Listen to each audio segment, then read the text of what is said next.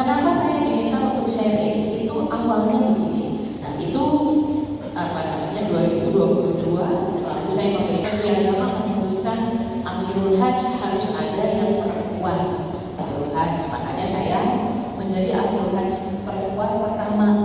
Secara alamiah memahami bahwa yang namanya jamaah perempuan yang sekarang sedang pada masa yang kita kakek kita itu sampai kalau asik itu sebaiknya juga membahas tentang tantangan. Kita orang-orang mekanis itu paling sukses pemerintahnya. Tapi bagaimana dengan konsep yang diusung oleh Kementerian Haji dan Umroh, haji ramah lansia dan perempuan? Menurut Bu Alisa? Menurut saya ini sangat penting karena kita Indonesia memang masih menghadapi persoalan antrian haji yang sangat panjang. Sehingga kalau ada lansia yang dia baru bisa mendapatkan gilirannya saat ini, ya memang kita harus menerima konsekuensi itu gitu. Mau tidak mau pemerintah yang harus menyesuaikan pelayanannya, bukan si lansianya yang kemudian kita pinggirkan gitu. Jadi yang substansinya adalah lansianya tetap berangkat.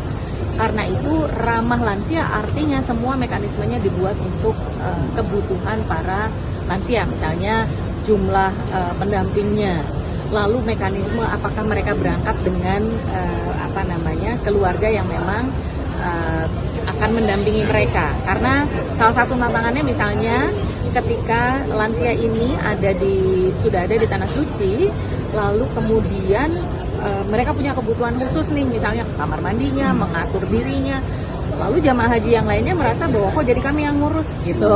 Nah itu hal-hal yang harus dipikirkan. Tahun ini perempuan jumlah petugas perempuan kan juga bertambah jadi 30%. Ya, betul.